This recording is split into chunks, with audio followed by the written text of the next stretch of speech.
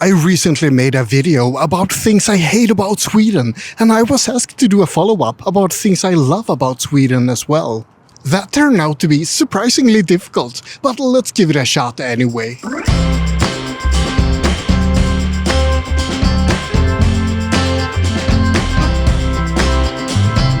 There's a lot to love about Sweden, but the first thing that comes to many people's mind is nature. But not exactly in the way you might expect. Sweden isn't a place where you find the highest mountains, the most majestic forests, or the biggest lakes. It's not a tropical paradise, and it's not a frozen tundra either, but it does have a little bit of everything. From top to the bottom, Sweden stretches out 1,600 kilometers, from polar regions in the far north to warm farmlands in the south. And all along the way you find pristine, untouched nature. Well, maybe not pristine and untouched right here, because we're in the middle of Stockholm, but still. This is primarily because Sweden is very sparsely populated. We simply haven't had the time or the people to destroy all the nature.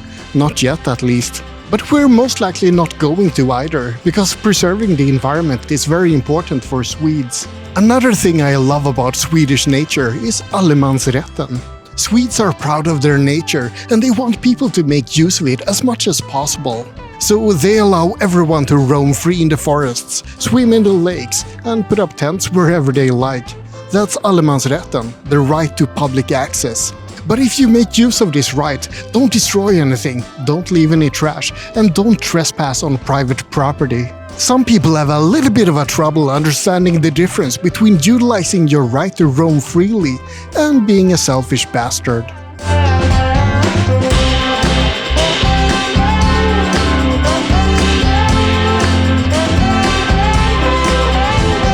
Swedish people are famously introverted and shy.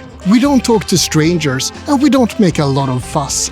That's why I love the strange Dr. Jekyll and Mr. Hyde transformation that takes place every time a Swede has a couple of drinks. On Friday and Saturday night, those quiet, well-behaved Swedes are suddenly screaming old 90s tunes and swinging from the chandeliers. Imagine that you take all your pent-up frustration and all the social interactions that you don't do for a whole week, and then you let it all out during the weekend. That's Swedish drinking culture, and I have to admit that I love that contrast.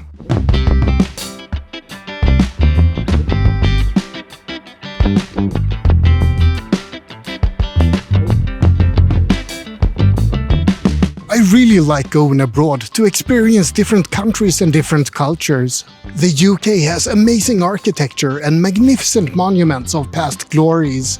Greece has excellent weather and delicious food. Thailand has magnificent diving and a rich and complicated history. But all of those also have pretty shitty houses when you come indoors. One thing I love about Sweden is the high standard of living, and that's especially noticeable if you look at apartments and houses. I'm not saying that every house here is a palace, but newly constructed buildings are always nice. The building materials are often good, the kitchens and the bathrooms look fresh, and everything is just convenient. You won't find cold and damp apartments here like in, for example, the UK, and the staircases and the elevators are almost always adapted to people of needs. There's good plumbing, good electrical wiring, and the faucets don't have that weird separation of hot and cold water. There's also good insulation in the walls, and the windows are thick and dampen sound well. I like coming home to Swedish houses. They always feel like they're built properly. Except for the house that I lived in as a kid. That one was a horrible mess.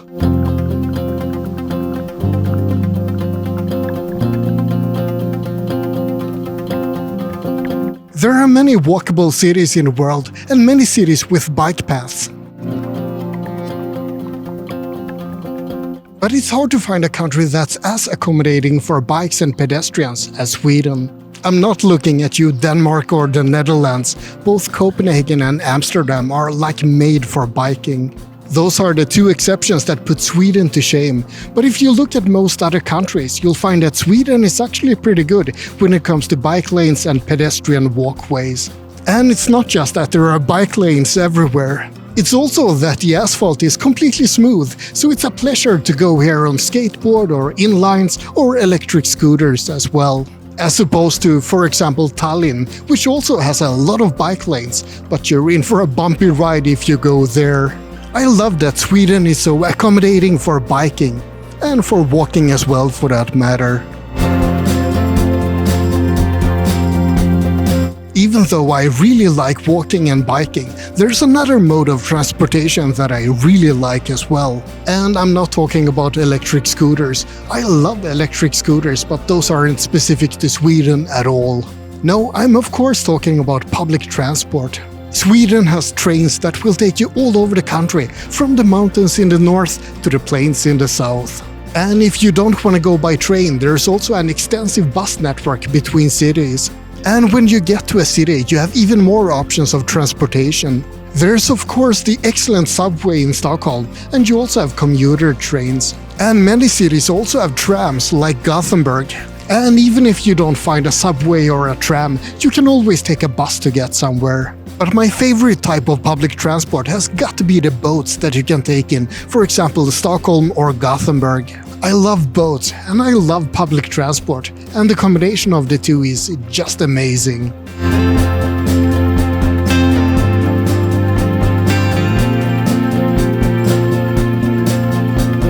In my video about things I hate about Sweden, I mentioned the consensus culture and the conformity in Sweden. I also talked about the coldness of the Swedish people, but there's a flip side to all of that. There's a very pleasant camaraderie in Sweden, at least once you get past the cold exterior of people. It's very lagom. It's a cozy closeness that doesn't get as close and invasive as it can get in some cultures. It's also not a nationalistic sense of community. Swedes don't go around shouting that Sweden is the best country in the world. We are very happy to say that our country is a bit shit, but no one else is allowed to say that. Other people are not allowed to complain about our cozy little part of the world. That's our privilege.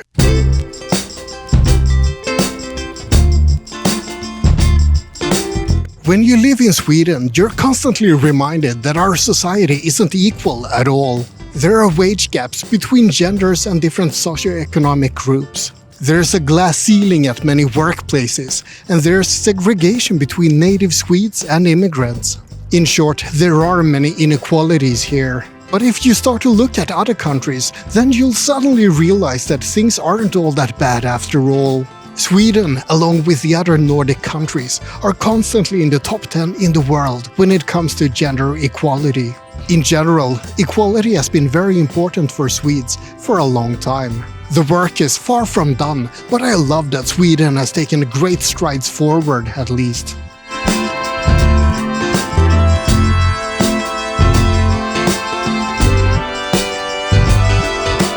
Hold on to your hat, cause now I'm gonna get into some proper boasting about Sweden. One thing I really like about Sweden is that it's a country filled with technically skilled as well as artistically gifted people. There are tons of Swedish inventions: the adjustable spanner, the zipper, dynamite, and many more. And there are tons of famous Swedish companies, for example IKEA, H&M, Skype, Spotify, and a surprisingly large number of games were developed in Sweden as well, like Minecraft, Battlefield, and Crusader Kings. Oh, and Candy Crush as well, sorry about that. And let's not forget about all the Swedish bands that you love, or hate. ABBA, Roxette, In Flames, Sabaton, and so many more. Online doctors were also invented in Sweden, and Sweden is also quite prominent when it comes to producing some more dubious items like weapons and online casino games. Either way, Sweden often punches above its own weight class when it comes to innovation, artistry, and technical skill. And that's something I really love about this country.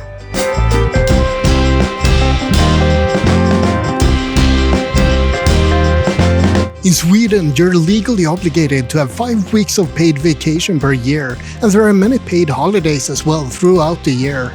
Working more than 40 hours per week isn't seen as a badge of honor in Sweden. It's a sign that you're slow and inefficient. There's a lot of focus on work-life balance in Sweden. Parental leave is a big thing, for example.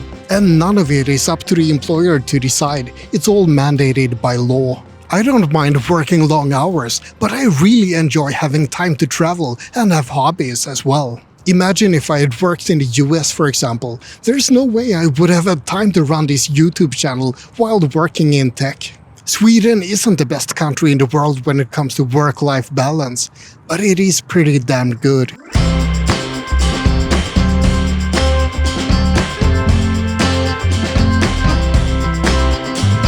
The US likes to call itself the land of possibilities, but I'd argue that Sweden is the true land of upward mobility. First and most importantly, there's free university education here. And it's very easy to start a new company in case you want to try a business idea. The paperwork is minimal and there are no huge costs involved either. The taxes are pretty insane, of course, so it's hard to become rich regardless if you're an employee or an employer. But you have every possibility to get yourself out of a blue-collar job and into something else if you want.